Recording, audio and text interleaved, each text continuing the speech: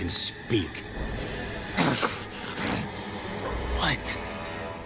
I got your gun. For more than 5 decades, Star Trek has done something that very few franchises in the history of entertainment have ever managed to pull off. It did not just tell stories about space. It built an entire philosophy, a way of seeing humanity, a vision of what civilization could become if people chose cooperation over conflict, curiosity over fear, and compassion over cruelty. Generations of fans have grown up watching the USS Enterprise sail through the cosmos, quoting Spock, debating Kirk's command decisions, and memorizing the layout of the ship down to the last corridor. These are not casual viewers. These are people who have watched every episode multiple times, who can identify a Vulcan salute from across a crowded room, and who will argue passionately about whether the original series or the next generation represents the franchise at its peak. And yet, for all that devoted attention, Star Trek has always kept a few secrets tucked away in plain sight. Behind the cameras, beneath the surface of those iconic sets, and woven into the fabric of the production itself, there are details, decisions, accidents, and jokes that even the most dedicated fans have consistently missed. Some of these moments emerged from genuine creative ingenuity. Others were the product of desperate budget constraints, forcing talented people to improvise brilliantly. And a few were simply honest human mistakes that somehow made it through editing and into the final broadcast, where they have been sitting quietly for 60 years, waiting to be noticed. Today, we are going to notice them. This is a deep dive into the things fans never spotted about Star Trek, and by the time we are finished, you will never look at the franchise the same way again. Let us start in 10 Forward, or more accurately, in the original series Rec Room, where officers would occasionally share a drink of something that looked exotic, alien, and entirely otherworldly. The bottles containing these mysterious beverages became part of the visual language of the show. They looked like they had been fabricated somewhere across the galaxy, shaped by hands that had never touched Earth glass. Fans assumed these were custom props, designed specifically for the production. They were not. The most famous example is the Saurian brandy bottle, one of the most recognizable recurring props in the original series. That distinctive powder horn shape, the unusual silhouette that seems so perfectly alien, actually originated as a commemorative whiskey bottle produced by George Dickel Tennessee Whiskey in 1964. The prop department did not commission some elaborate custom fabrication. They walked into a store, picked up a bottle with an interesting shape, cleaned it out, and put it on a shelf of the starship. With minimal modification, an ordinary piece of American bourbon packaging became an artifact from an entirely different world. This approach was not limited to that one bottle. The prop teams throughout the original series had a remarkable talent for finding everyday objects and recontextualizing them so completely that audiences never questioned their authenticity. Salt shakers were turned into Dr. McCoy's medical instruments. Packaging materials became control panels. Modified household appliances filled engineering stations. The philosophy was simple and effective. If you place a familiar object in an unfamiliar context and give it a confident label, people will accept it entirely. The human imagination does the rest of the work. Viewers were so invested in the world of Star Trek that their minds automatically completed the picture, filling in the alien backstory for props that had been manufactured in Tennessee. What makes this more than just a fun piece of trivia is what it reveals about the nature of storytelling itself. The most immersive fictional worlds are not always the ones with the biggest budgets. They're the ones that trust their audience enough to meet them halfway.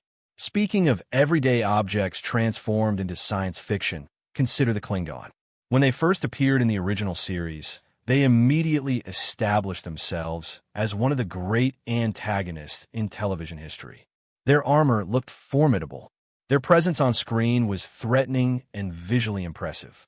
Audiences took one look at Klingon Commander Corps in the episode Errand of Mercy and understood immediately that these were warriors to be feared.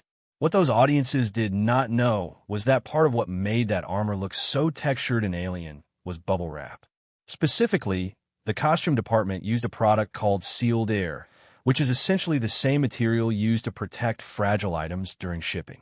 Painted and strategically placed, This humble packaging product created a surface texture that the camera read as something technological and militaristic. It looked like alien armor plating. It looked like something forged in the foundries of the Klingon homeworld.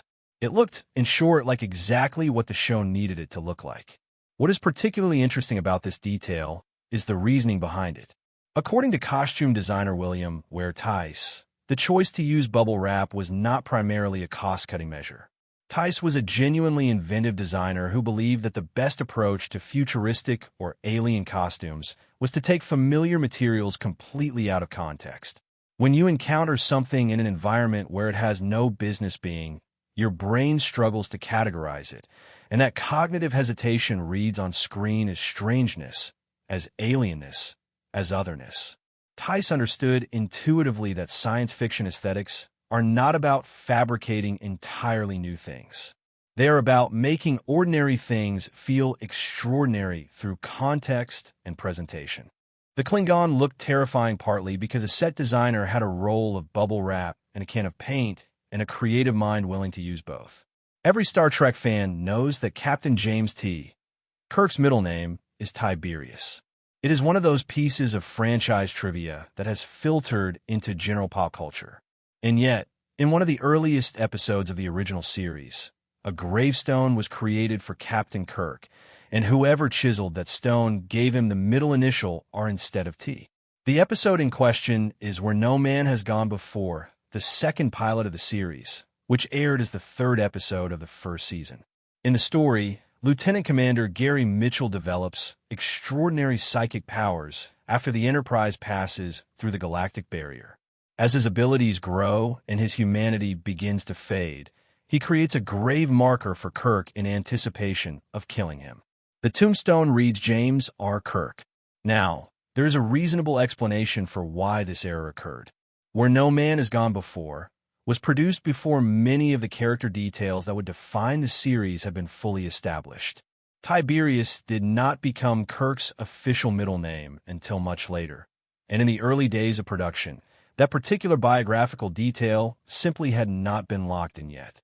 The mistake was essentially baked into the episode before anyone realized it would matter.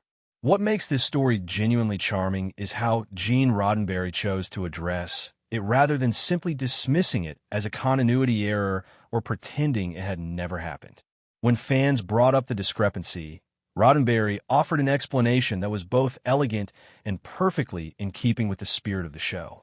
He pointed out, through writer D.C. Fontana, that Gary Mitchell had indeed developed godlike powers, but that at his core he was still human. And humans make mistakes, even when they're carving tombstones with psychic energy, apparently. It is a wonderful piece of retroactive storytelling that turns a production oversight into a character moment. Mitchell was not omniscient. He was powerful and dangerous and increasingly detached from his humanity, but he still got the middle initial wrong. That detail makes him oddly more human and more threatening at the same time. Here is one that will genuinely reframe how longtime fans watch the original series. That arrowhead emblem on Kirk's chest, the one that has become synonymous with Starfleet itself, the one that has been merchandised onto thousands of t-shirts and coffee mugs and phone cases, was not, during the events of the original series, a symbol of Starfleet as an organization. It was the specific insignia of the USS Enterprise. When you pay careful attention to episodes featuring crew members from other starships, you notice that they wear different emblems. The crew of the USS Exeter, seen in the episode The Omega Glory, wore a circular design with a spike passing through it. The crew of the USS Defiant in the Tholian Web wore a hollow delta shape without the starburst interior. Personnel stationed at star bases had their own distinct spiral emblem. Each vessel had its own identifying symbol, functioning much like unit patches in a real military organization. Gene Roddenberry drew on his understanding of military culture to create a universe where insignia meant something specific, where the badge on your chest told people not just that you were in Starfleet, but where you served. The reason this detail gets overlooked is partly because of how dominant the Enterprise is as the focal point of the series. When nearly every scene takes place aboard one ship, and nearly every character you care about wears one particular emblem, it becomes easy to assume that emblem represents the whole organization. The few episodes that introduced crews from other vessels did not always linger on their uniforms long enough for casual viewers to clock the difference. The arrowhead only became a universal Starfleet symbol after the events of Kirk's legendary 5-year mission.